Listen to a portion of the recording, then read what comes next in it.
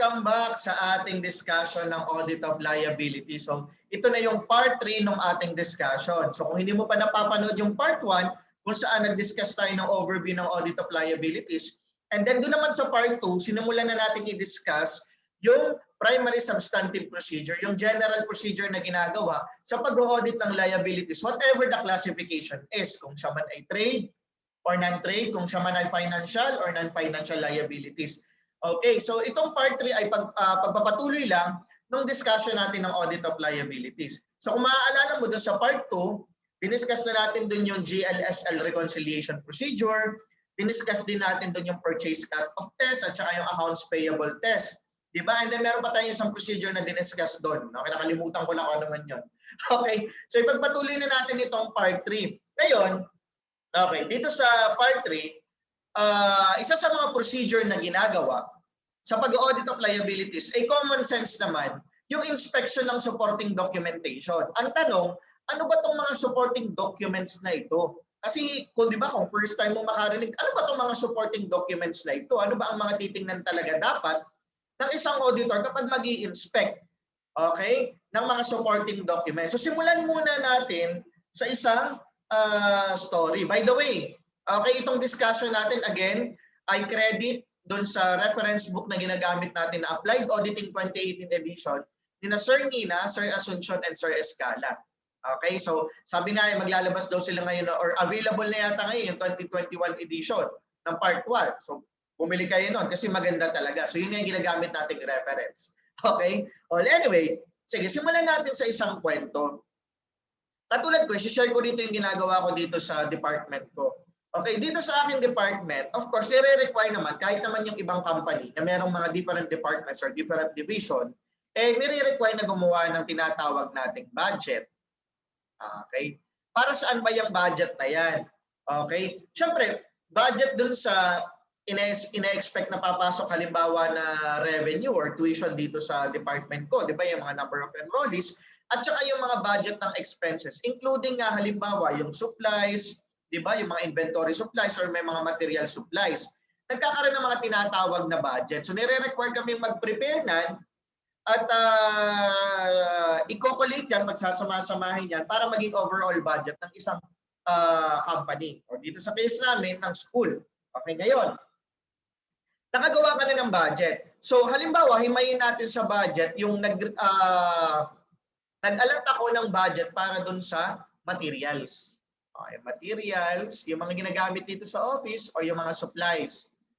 Okay? Yan, nag-alat ako ng budget dyan, yung mga kakailanganin ko. Halimbawa, bond paper, ink para sa printer, and kung ano-ano mga filer, mga ganyan. Okay. Ngayon, syempre, kung na-approve na ang budget, ay di okay na. Diba? So kung gagamitin ko na, ano ang kauna-unahan kong gagawin? Syempre, gagawa ako ng requisition request. Or mag-fill out ako ng tinatawag nating requisition form. Yan. Okay, so syempre kung kailangan ko yung materials na gagamitin dito sa opisina ko, mag-fill out ako ng material requisition form. Kung kailangan ko naman ay mga supplies, supplies requisition form. Para naman sa halimbawa, mga manufacturing company, di ba yung tinatawag nilang inventory or purchase requisition form? Yeah, mga ganyan, di ba? So kapag nakapagawa ka na ng form at yan ay na-submit mo na at na-approve, gagawa na yan ang tinatawag nating order. Diba? Order form, or para doon sa mga purchases, yung tinatawag nating purchase order form. Diba? Another form of documentation. Yan, di ba? So ngayon, once na itong purchase order ay okay na, na-approve na, napadala na sa mga supplier, syempre marireceive natin yung materials or yung supplies or yung inventory, di ba? So magpe-prepare ng tinatawag nating receiving report. Okay, napatunayan na na-receive na natin. Actually, pag na-receive ko na halimbawa yung bond paper, yung ink, yung mga ni-request kong materials, may pinipill out na akong form, nakatunayan na na-receive ko na siya. Diba? So magkakaroon na ng receiving report. And then, okay, along with that, padadala na rin tayo ng billing form. O yung sa iba, tinatawag ay SOA, Statement of Account. 'di ba? Or binibigyan tayo ng supplier natin ng sales invoice kasi hindi pa naman yan bayad. Yan. So yung mga yan yung mga form. Okay, and then once nababayaran na ito, syempre, itong requisition form na na-approve, yung purchase order, yung order form, yung receiving report na katunayan na na-receive na inventory, hanggang dun sa billing, ay i-attach saan? Sa voucher or sa check voucher kasi chine-checkehan yan, di ba? So, bago gawan ng check, gagawan muna ng tinatawag nating check voucher. At kung maaalala mo, sa Impress system, di ba? Yung naka-voucher system tayo, lahat ng payments na babayaran except yung mga petty expenses na pwede namang gamitan ng petty cash fund, gagawan talaga ng voucher o sa voucher system. So ngayon, gagawan na ng check voucher. Ang itsura ng check voucher, kung hindi ka pa nakakakita, tawag nga ng iba doon, butcher daw, butcher. Okay, nakalagay lang naman doon kung anong babayaran, di ba? Magkano ang babayaran, sino ang babayaran, yan, para saan yun, magkano yung amount, and then may control number din para hindi madoble yung mga payment na gagawin. So once na yung check voucher ay napirmahan na ng nag-prepare, na-review na, halimbawa na-review na ni accountant, and then na-approve na ng kung sino mang finance officer or kung may-ari yung CEO, pwede na siyang gawa ng cheque, di ba? At itong cheque na to ay ibabayad of course doon sa supplier. So kapag halimbawa na-receive na ni supplier itong cheque, o di pa pipirmahin siya doon sa check voucher, katunayan na na-receive na niya yung cheque, di ba? Para maiwasan din ang double payment. At ang ginagawa nga supposedly ng accounting as part of control, kapag yung cheque ay nakuha na ni supplier or kung sino mang binayaran natin, tatatakan yun ng stamp na nakalagay ay paid para hindi nga mag-double payment. Baka mamaya magawa na naman ng panibagong cheque. Mahirap yung ganon. Okay? So, anong connection nandito sa procedure na to? Ito yung mga documents na kailangan mong tingnan kapag ikaw ay mag-o-audit. Diba? Ginagawa nga to actually sa test of one o yung tinatawag nating walkthrough. Kung magwo-walkthrough tayo halimbawa sa expense and disbursement cycle. Saan nagsimula hanggang saan natatapos. Di ba? Sabi nga natin, nagsisimula sa budget, and then part of the budget ay yung supplies or yung materials or yung purchases or purchase inventory. Di ba yung mga ganyan? So itong mga form na to, yan yung mga i-expect mo kung ikaw yung auditor. Okay? So nakita mo yung flow ha? Kaya nga, di ba, dito sa procedure na to, sabi nga natin, hindi masyadong mahirap ang audit of liabilities unless otherwise may mga specific tayong tinitingnan or medyo specialized. Kasi ito naman general lang eh.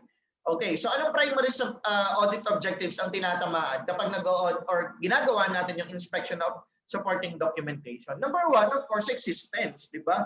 Kapag hindi tayo nakakita ng document at sumusuporta dun sa payable or purchases or expense, abay magda-doubt tayo kung nag-e-exist ba talaga yun. Kaya nga sabi nga natin nung una nating discussion, nakakakita tayo ng mga long outstanding payable. Ano yung mga long outstanding payable?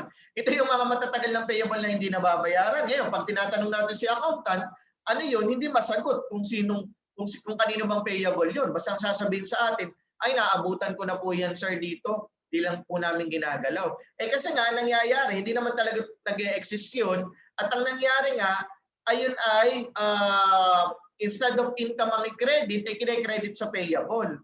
Para nga makaiwas sa pagbabayad ng tax. Kasi pag may income, di ba may nakakabit dyan na income tax.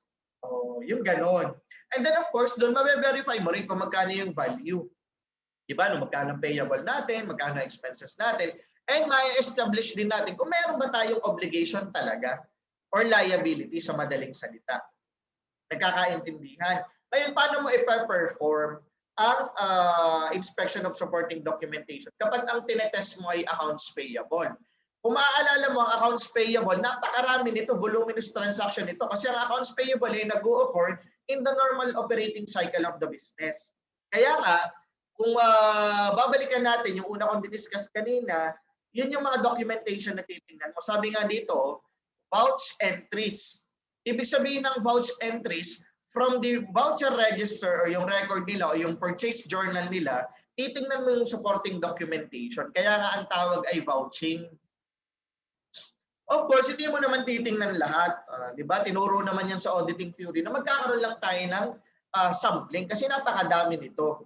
Yan. So, kung halimbawa kumuha ka na ng samples, titingnan mo nga yung mga yan, yung vouchers, kung may naka-attach bang invoices, receiving report, at saka yung mga purchase order o yung mga requisition, di ba? So lahat ng yan, naka-attach dapat dun sa voucher bago gawa ng cheque. So ito lang naman yung titingnan mo kapag accounts payable. Sabi ko nga, ito ay voluminous transaction at napakadami talaga. Di ba? Ngayon, paano naman kapag halimbawa lease liability? Of course, syempre, nagre-renta si company at merong lease obligation. O di syempre, basic, titingnan mo yung kontrata, yung lease contract. Kaya sabi dito, examine the lease contract and determine whether, okay, is it really a lease transaction? Baka naman hindi lease transaction yun. Baka yun ay donation. Diba? O yun ay deed of sale or contract to sell. Mga something like that. Hindi pala lease transaction. Kasi tatandaan mo, kung babalikan mo yung discussion ng leases, dapat meron kang ma-establish na right to use. Diba? O kung sa case natin, kung tayo ang may obligation, diba? O, yung right to use of the asset ay naiipasa ni lessor kay lessee. Yan, di ba? Right to use the asset has been provided by the lessor to a lessee kapag tayo ay re-recognize ng lease transaction. And then also, makikita mo rin sa lease contract kung properly classified ba siya. Is it operating leases ba yan o finance lease? Kasi di ba, pag sinabi nating operating lease, yung typical na nagre-renta talaga tayo. Diba? Ngayon, pag sinabi naman nating finance lease, ito yung parang mga tinatawag nating rent to own. Diba? Installment lang ang payment. So by substance, nagbebenta talaga tayo dito, pinapasa talaga natin yung ownership. It's just that ang payment ay through installment ang nangyayari. Okay, nagkakaintindihan. Kaya nga dapat, pagtingin mo ng kontrata, o di, makikita mo na doon kung ano yung nilalaman. Kung ito ba ay lease transaction talaga, and then anong klaseng lease ito. And then, kung maaalala mo, kung itatanong mo sa akin, paano ba kinaklasify kung finance lease or operating lease? Balikan mo yung discussion ng leases, di ba? Ngayon nga, yung standard niya, yung PFRS 16. Kasi yung PAS 17, wala na yun. Pinalitan na ng PFRS 16. So, tingnan mo doon, yung mga criteria, paano mo malalaman kung siya finance lease or operating leases. Okay? And ngayon, isa pa sa mga gagawin mo kapag lease liability, determine whether the finance or capital lease obligations are appropriately recorded. At saka proper yung amount, ha? And then required disclosures are made. Kasi kung maaalala mo, kontrata ito. Lalo na kung finance lease ang pinapasok natin. So dapat talaga naka-disclose sa notes to the financial statements, ano ba yung subject or underlying asset na pinapalis natin or kung tayo man yung nagli-list, di ba? Yan, okay? So, yung mga ganyan ang titingnan nating documentation, kontrata. And then, kung ito naman ay notes payable or other obligations, mapa short-term man or long-term, o edi notes payable supported by a negotiable promissory note. Ngayon, kailangan din talaga nating makita yung negotiable promissory note. Bakit? Kasi baka mamaya, di ba, nag-lapse na, hindi na natin nabayaran or kung ano man, di ba? Kaya nga sabi dito, extract information relevant to the disclosure of the notes payable and other obligations in the financial statements. Kasi tatandaan mo ito nga ay utang. Obligation ito. At importanteng malaman ng mga users ng financial statements, na meron tayong obligation at ano yung kinakaharap na obligation or liability ng kumpanya. At kasama rito ay hindi lang yung mga obligations arising from the normal operation of the business. Kasama rin dito yung mga non-trade. Kasama rin dito yung provisions. Kasama rin dito yung disclosure ng contingent liability, di ba? O kung maaalala mo, contingent liability, nagkakaroon tayo ng ganyan or provisions kapag meron tayong kinakaharap na mga litigation o yung kasuhan, di ba? At di natin malalaman kung mananalo ba tayo or matatalo ba tayo. And then kung tayo ay, kung probable na tayo matatalo, we have to recognize provision, di ba? Kung may dispute tayo sa BIR at meron tayong letter of assessment or accusation na tayo ay nag-under declaration ng taxation, that would be part, okay, other obligations na sinasabi. At kailangan makita natin yung mga documentation na ganun. So halimbawa nga, may dispute or may kinakaharap na kaso or litigation ng kumpanya at nasa subject tayo sa pagbabayad ng damages. Siyempre, makikita mo naman yung mga sabi na halimbawa ng korte, kung pinapadalan tayo, na umattend tayo ng hearing, o yung mga ganyan, yung mga demand letter, di ba? So yung from BIR, yung mga letter of assessment, yung mga final letter of assessment, yung mga ganyan, yun yung mga supporting documentation for other obligations. Nagkakaintindihan? Kasi nga, evidence-based tayo eh. Ang assumption naman natin dito, yung ating mga client by default, talaga namang fairly presented yung financial statements nila. We just have to verify para kapag nagbigay tayo ng audit opinion, masuportahan natin kung magbibigay tayo ng clear opinion sa kanila o yung tinatawag nating ang tawag dito, unqualified opinion. Yan, okay? So sabi dito, kung possible daw, i-contact natin yung lender or yung legal counsel. Kung may in-house legal counsel or kung meron mang legal firm or law firm outside, di ba? Ipapa-confirm natin, tatanong natin, kukontakin natin sila. Of course, with the permission of the client. Hindi naman basta-basta pwede kang dumiretso doon. Diba? So with the permission of the client, magpapa-confirm tayo. Either halimbawa sa bank or financial institution, di ba? Bukod sa nakita nga natin halimbawa yung mga loan agreement, o yung mga ganon, di ba? O anumang kontrata, ipapa-confirm pa rin natin. Yan, or legal counsel of the entity as appropriate. Ano sabi? With respect to the interpretation of the loan agreement or terms. Ngayon, kung halimbawa masyadong komplikado yung loan agreement or terms, maganda i-verify nga natin dun sa third party or dun sa lender or dun sa legal counsel, lalo na kung di ba, subject to interpretation ng batas. O hindi naman tayo halimbawa mga lawyer, so kailangan talaga rin nating i-consult or i-confirm sa kanilang legal counsel. Kung meron mang halimbawa mga restriction or other information na kailangan ng special provisions or loan agreement, something like that. Okay, so ang bottom line lang natin dito, kailangan natin maintindihan. Kung meron mga ebidensya, kailangan natin maintindihan kung anong laman nun. Kasi nga, kung yan ay material, meron yung impact sa ating financial statements. Diba? Either we recognize nga halimbawa provision or we disclose contingent liability or we recognize other form of liabilities, yung mga ganyan. Baka kasi, di ba, mali ang recognition or hindi na-recognize, di ba, unrecorded liability. Kasi nga, kung maaalala mo, liability nga ito eh. As much as possible nga eh. Hindi nga ipakita yung mga ganito eh. Pero syempre, for the purpose of the fairness of the presentation of the FS at may mga users nga nagagamit, and they will decide for the company, di ba? Or they will decide in relation to what will happen to the company, kailangan makita or i-disclose. Nagkakaintindihan? Okay, so actually no, needless to say nga yung inspection of document. Kasi kailangan naman talaga yun. At kahit saan naman na line item sa financial statements at tinitingnan mo, supporting documentation. Dito nga lang, hindi of course, pinapakita natin ano yung mga titingnan mo dapat. Okay, so ano pa? Examine the client's copy of loan agreements. Katulad na halimbawa, on notes payable, the promissory note. Or kung meron mga short-term lending agreements katulad ng factoring. Diba? Bentahan ng payable or receivable na nangyayari. Diba? And then doon mo makikita yung mga information na to. Magkano ba ang inauthorize sa halimbawa na utangin? Ito ba ay napag-agreehan ng Board of Directors? Nasa minutes ba ito? Mababasa mo naman yung mga yun eh, di ba? Magkano ang interest rate, kailan ang due date, short term ba yan, long term ba yan? And then importante, malaman natin, meron bang kinolateral? O nangutang tayo, meron bang nakasanla or collateral? Kung may mortgage ba yan, di ba? Or liens, di ba?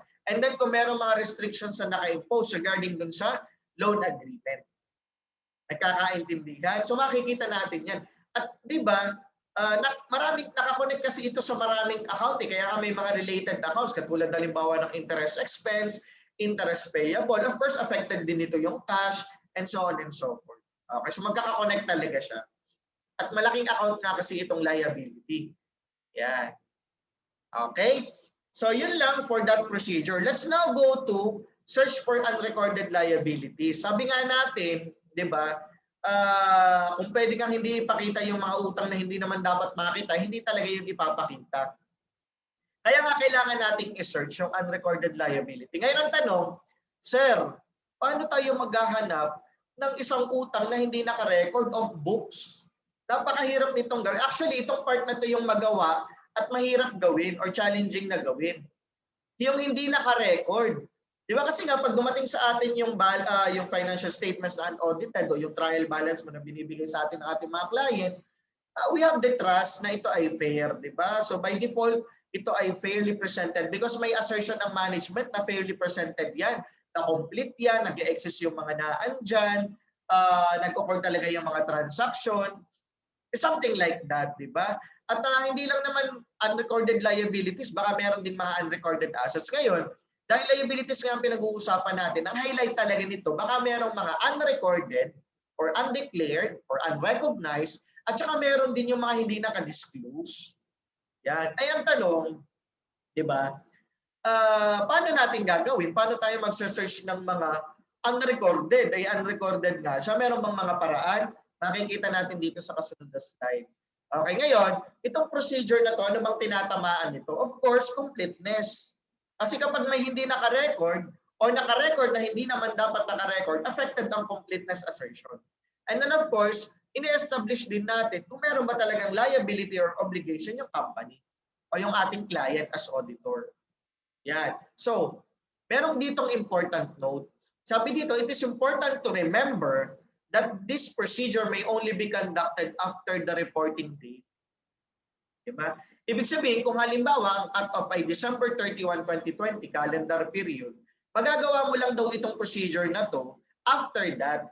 Kasi sa totoo naman, di ba kapag mag-o-audit tayo, normally kung kakatapos lang ng December 31, yung mga first 2 weeks or actually first month, dyan pa lang nagkakaroon ng mga adjustment yung client natin, chinecheck yung mga, alam mo na, di ba, nagko-complete na sila ng mga tax na babayaran. Yan, dyan na nangyayari yung mga kung ano-anong adjustment, di ba? Okay?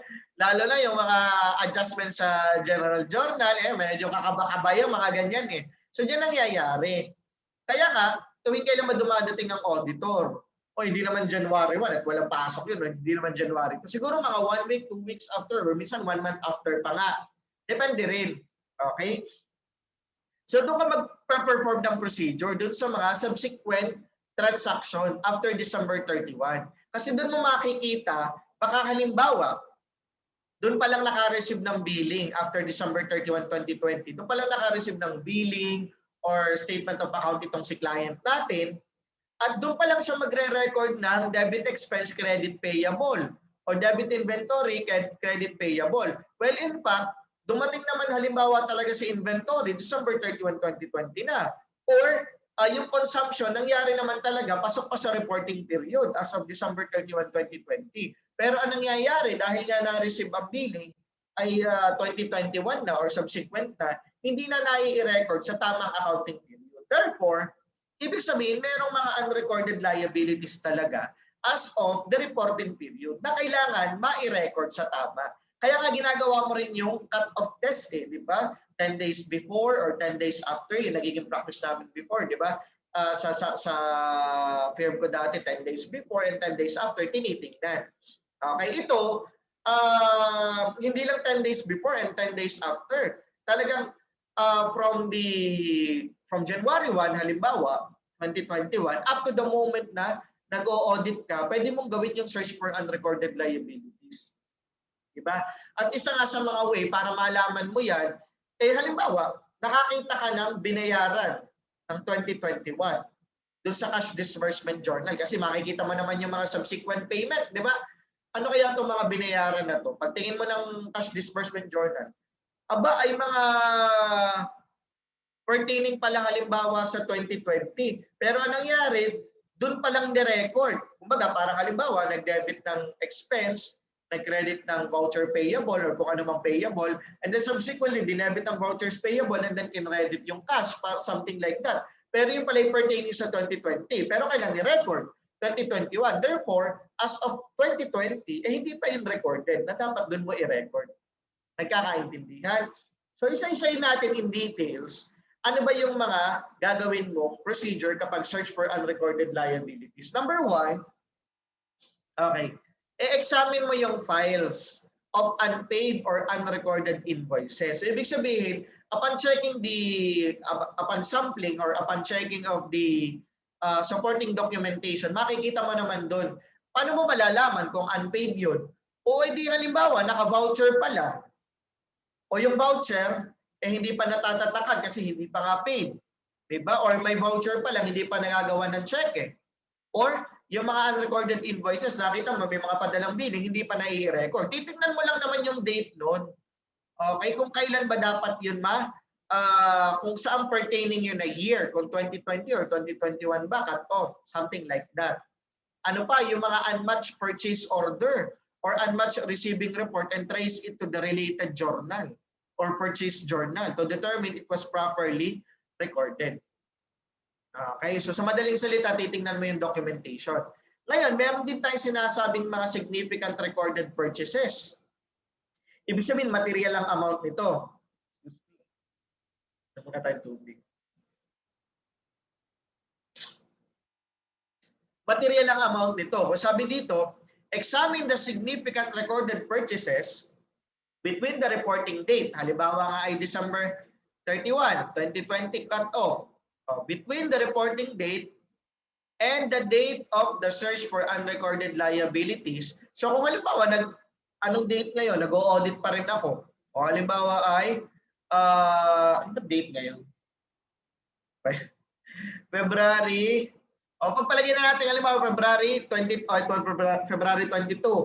Di ba? So meron mga significant recorded purchases between that date. Titingnan lang natin kung saan pertaining period yun. Kung pasok pa ba yan dito or talagang pang 2021 na siya. Okay? Yeah. To determine if the purchases should be properly recorded in the current year's financial statements or para ba siya sa next accounting period na.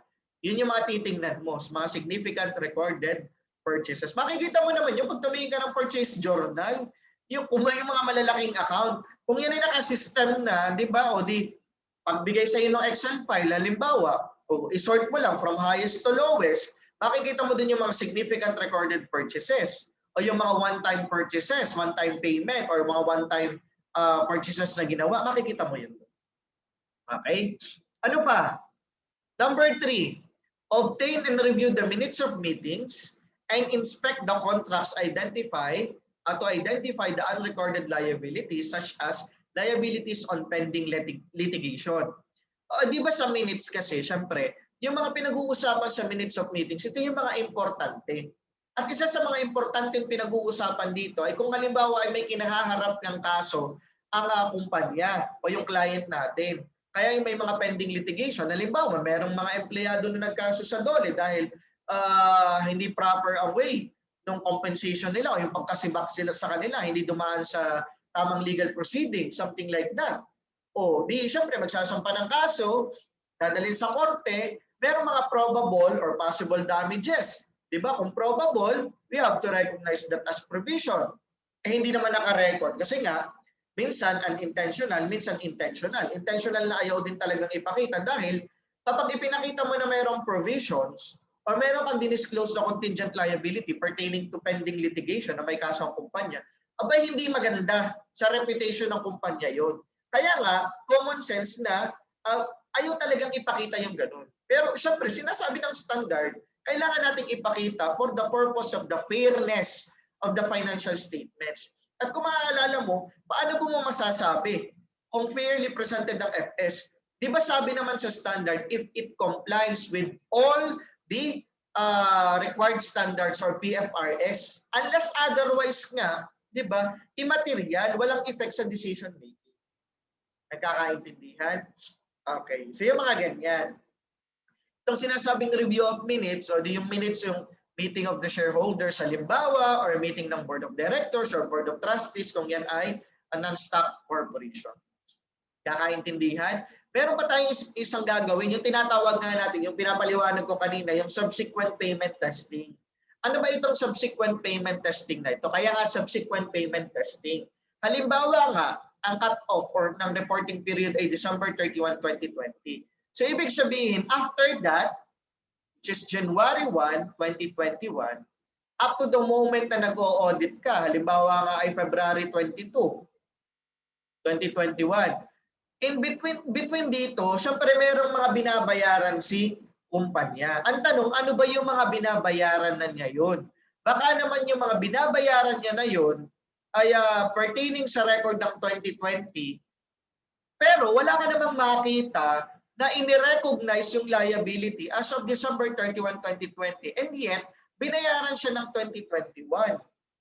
Naintindihan mo, na-gets mo? Okay. May binayaran sa period ng from January 1, 2021 to February 22, 2021, kung kailan ka nag-o-audit, merong mga binayaran dyan na transaction. Pero tinetrace mo naman sa 2021 transaction, ano yun? Bakit wala doon? Okay, tinrace mo rin sa 2022, wala rin. So ibig sabihin, meron kang binayaran subsequently na hindi na i-record as of December 31, 2020, na dapat ma-i-record muna bago bayaran. So para bang yung mga subsequent payment na nakita mo ay magbibigay sa iyo ng clue na baka itong si company or si client natin ay meron nga talagang mga utang as of December 31, 2020, and yet hindi naman na-i-record ng December 31, 2020. Or hindi siya na-i-record ng December 31, 2020, pero na-i-record naman ng 2021. Ang tanong, kailan ba dapat ang proper accounting period? 2020. O ay di dapat nasa 2020 ang record, wala sa 2021. Yun yung tinatawag na subsequent payment testing. Kaya nga tinitingnan yung, kaya sabi dito, review of cash disbursement.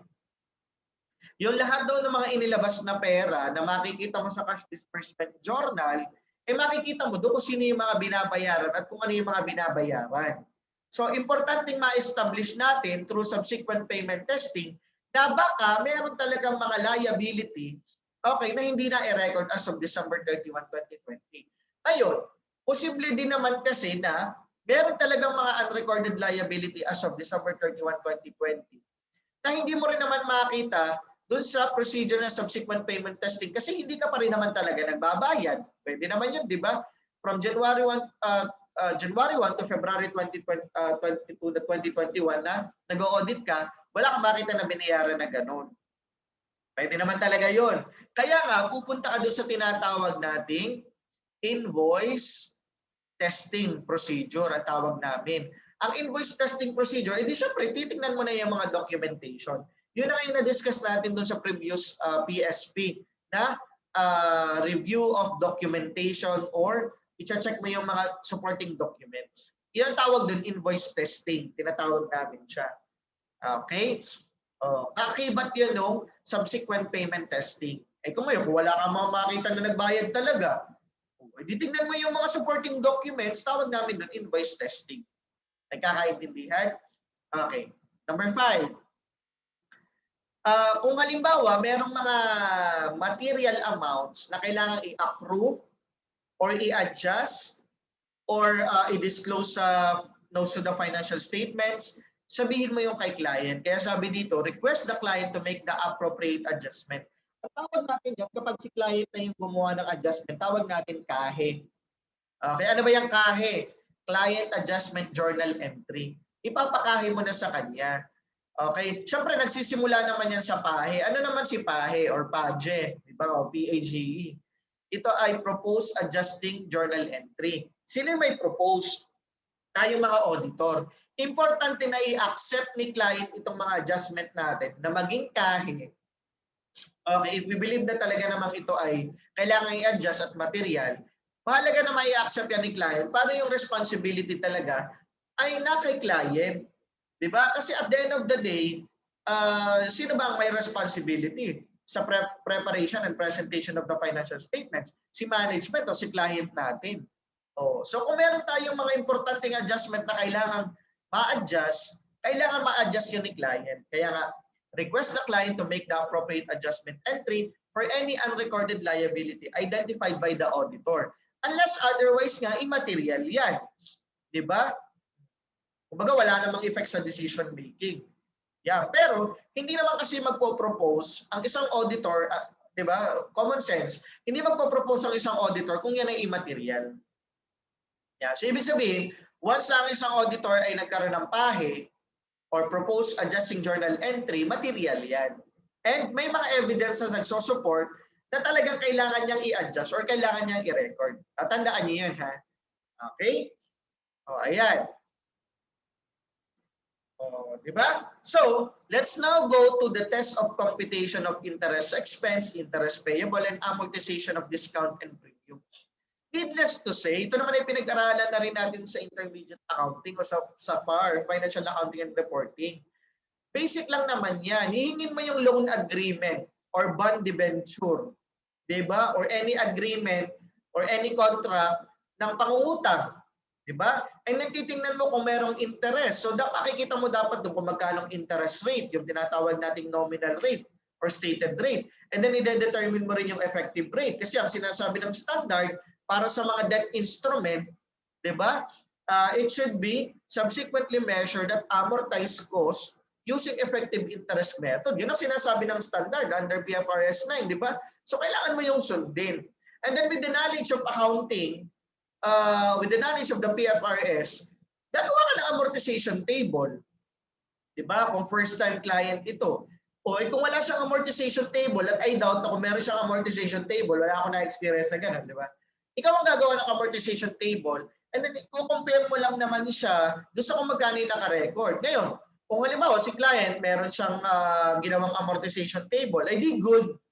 I-verify mo na lang. I-re-perform mo pa rin naman eh. O i-check mo, i-re-compute mo kung tama talaga yung ginawa niyang amortization table. Tama ba yung nominal rate niya doon? Tama ba yung effective interest rate niya doon? Tama ba halimbawa yung pagka-compute niya ng present value?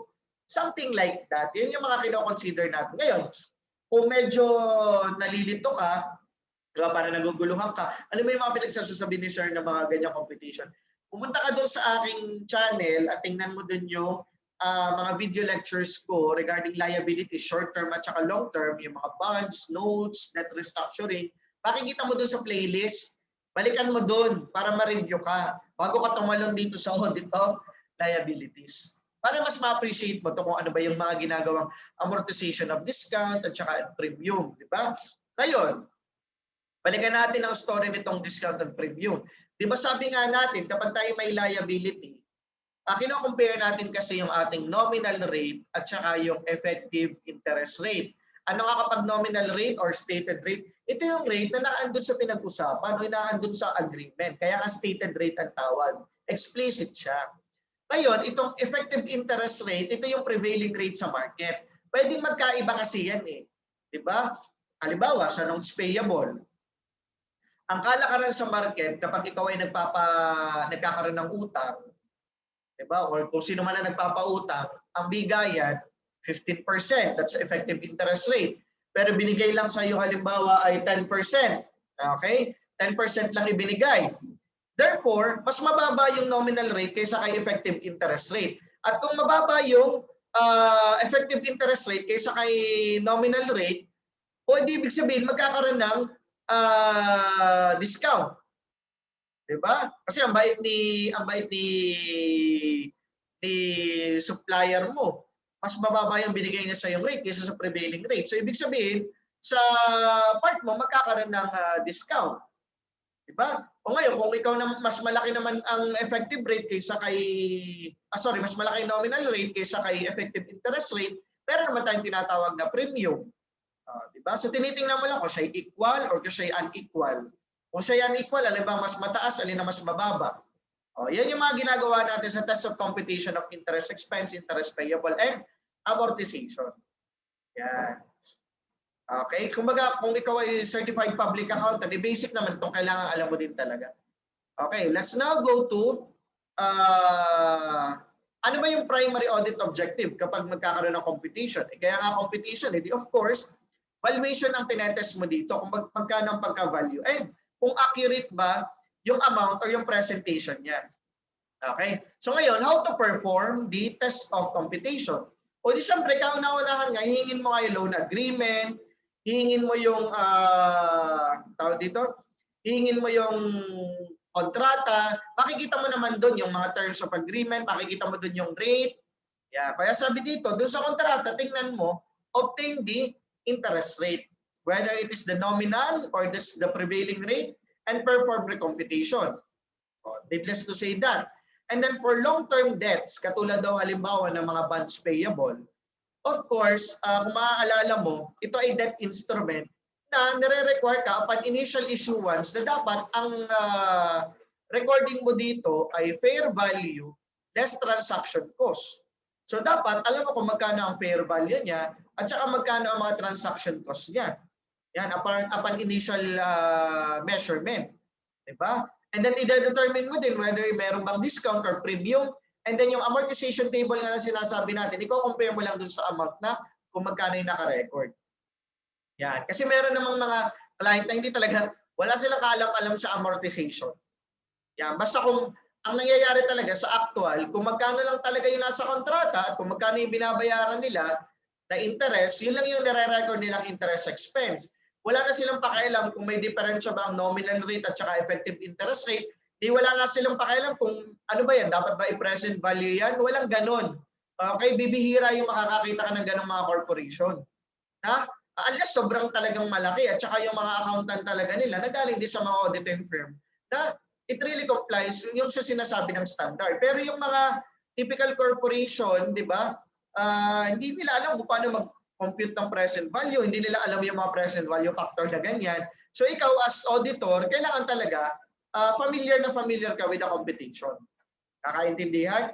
Okay, if it is a recurring audit, ibig sabihin dati mo ng kliyente, the auditor may use the prior year's working paper. Siyempre, gumawa ka na ng amortization table dati. I-check mo lang ngayon kasi gumalang naman ng isang taon.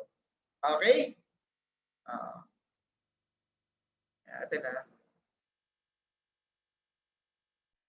Okay, so okay na tayo dito sa testing of computation. Diba? Talaga naman ito, ginagawa naman ito. Kahit naman din sa audit of assets, ginagawa rin yung test of computation para malaman natin kung tama ba ang pagka-value at saka accurate ba siya. Okay? Okay, may dadagdag lang tayo. Paano kung halimbawa mga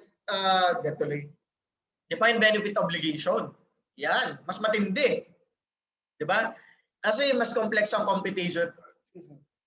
Mas complex ang computation nan. Oh, tapos minsan nga mag-employ pa ng actuary kasi may actuarial valuation. So kapag ganun, extensive na 'yon. Okay, medyo complex na 'yon. So kailangan talaga, kung wala ka naman ang knowledge mo lang ay about sa employee benefits, so PAS 19 revised, di ba? Pero may mas complex pang computation, siguro kailangan mo na mag-seek ng help. Di ba? Pinaalaw naman yun ng standard ng Philippine Standards on Auditing na mag-consult halimbawa sa actuary. It's either yan ang in-employ ng client mo or ikaw mismo ang kumuha. Di ba? Yun nga, additional cost. Di ba? Something like that. Oh, di ba? Yun. Kapag mga complex computation. Now, let's go to the liabilities denominated in foreign currency. Ito naman, wala namang bago dito sa liabilities denominated in foreign currency. Kung may client ka na wala namang foreign currency transaction, wala tayong pag-uusapan dito. Ngayon, paano ako naka-denominate in foreign currency? Sabi nga natin, previously, nagkaroon tayo ng mga client na ang ginagawa, okay, ang palitan ng $1 ay minumultiply diretso sa fixed 60 pesos. Diba? Which is wrong. Dapat, as of the reporting period, magkano dapat yung tinatawag nating closing rate? O yung palitan as of December 31, 2020, yung closing rate, ang nangyayari nga, para daw hindi nakakalito, minumultiply yung kanilang sa 60 pesos. O, di syempre, overvalued yan. Dahil hindi naman umaabot dyan ang closing rate. Yan ay lumilinya lang between 49, 50, 51, 55. Pero hindi pa naman pumapalo siguro ng ganito. Sa kanila nga, ginagawa nga nila, minumultiply sa ganyan. So, ibig sabihin, ma-overstate talaga. Diba? Yung valuation mo, affected na ang cash, affected ng receivable, affected ng payable, and so on and so forth. Pati yung translation gain or loss affected na. Kaya nga babantayan mong mabuti. At sinabi naman ng standard, okay? Ito naman common sense valuation na pinag-usapan natin dito. As required by PAS 21. Anong title ng PAS 21? The effects of changes in foreign exchange rate. Meron. Okay? Yung daw mga monetary liabilities natin valued ng foreign currency should be translated using the closing rate at the reporting date. Kung December 31, 2020, magkano ang closing rate doon, i-multiply mo lang, o ay di yun ang dapat naka-record. Kung may foreign currency gain or loss, edi i-recognize mo sa P&L or sa income statement. Diba? How to perform? Number 1, ito naman searchable naman ito kahit i-google mo lang. Obtain the closing rate and perform the translation of the foreign currency denominated payable. Basic lang. And then ensure that kung meron man, foreign currency translation gain or loss should be reported as part of the P&L, lalo na kung ito ay material or kung makakaapekto sa decision making ng mga users ng financial statements. Nagkakaintindihan? So ibig sabihin ng applicable standard dito or applicable accounting standards, PAS 21 susundin natin. Yan. Okay? In recognizing foreign currency exchange gain or losses, yan, tsaka valuation. And then, review compliance with the terms of the debt agreements. Ito naman ay part din ng pagre-review ng mga supporting documentation. Pero syempre, itong mga debt agreements na to, itong mga loan agreements na to, kailangan talaga in details ma-review natin, lalo na kung material. Lalo na kung may mga complex computation or halimbawa nga, may mga collateral. Yan. Kasi kailangan yung collateral, malinaw na nakadisclose yun sa notes to the financial statements kung material. Di ba na may kinolateral? At minsan, di ba, doon nga natin nalalaman upon confirmation, di ba, na meron pala mga collateral. So, something like that. So ngayon, kapag review of compliance with the terms of the debt agreement, of course, ang tinitingnan natin dyan, presentation and disclosure. Pag sinabi natin presentation, paano ba natin i-present? Is it short-term liability, long-term liability? Meron bang current or non-current portion? Makikita natin doon. And then of course, yung mga required disclosure no, sinasabi ng applicable accounting standard. How to perform? Number 1, okay, i-review mo daw yung compliance ng business. Makikita mo naman yan eh. Kung halimbawa, nakalagay doon na monthly dapat nagbabayad ng interest or by installment ang pagbabayad ng principal amount, makikita mo doon. Okay, ano yung mga napag-usapan, terms, kung may restriction or restrictive covenants.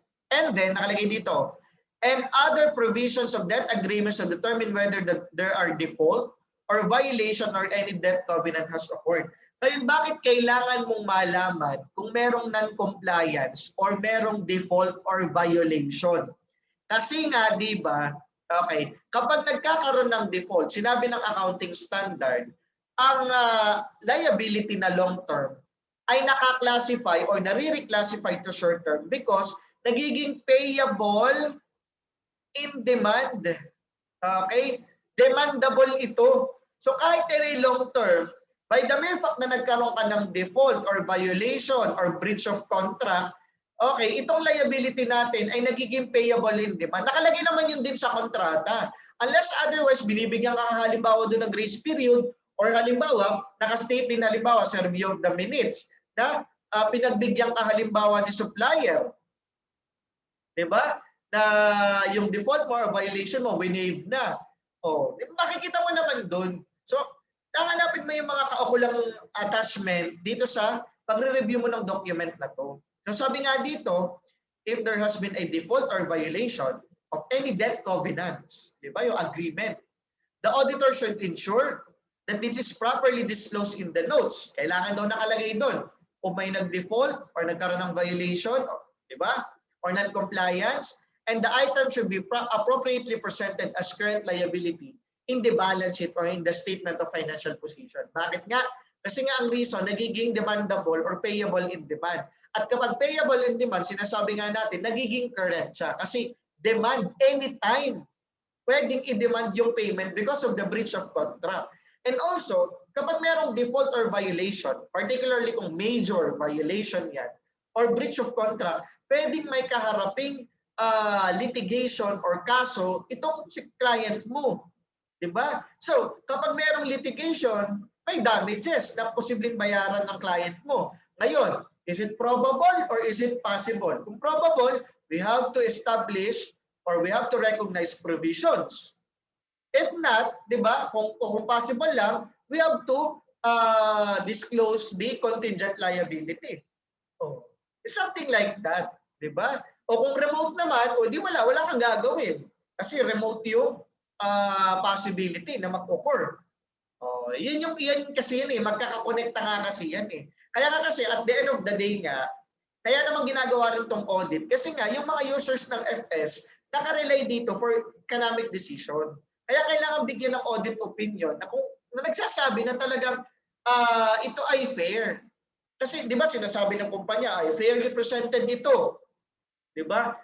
Internal validation 'yun. Sila nagsasabi noon. Kailangan ng external validation. Or ano yung sinasabing external validation? Kailangan may mag-validate, mag-verify na talaga yung sinasabi ng kumpanya na sila ay fair talaga by giving audit opinion na unqualified. Okay, nagkakaintindihan po? Ayan.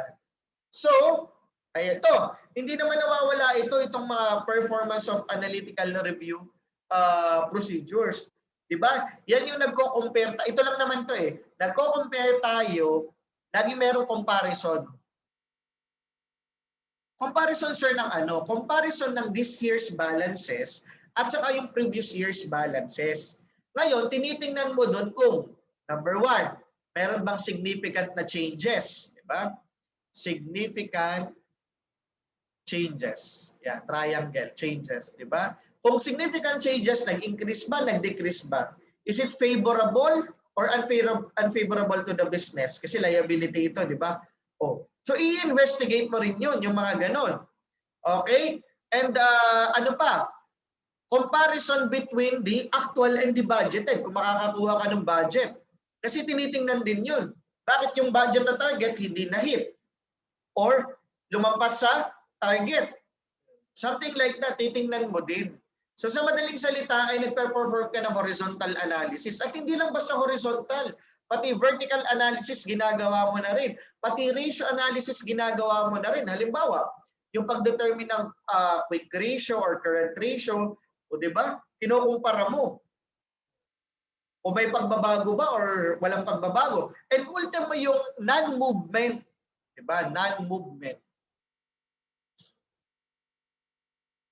Eh, iimbestigahan mo din bakit hindi gumagalaw. Sabi ko nga, halimbawa, long outstanding payable, inimbestigahan mo, tagal-tagal lang hindi nababayaran.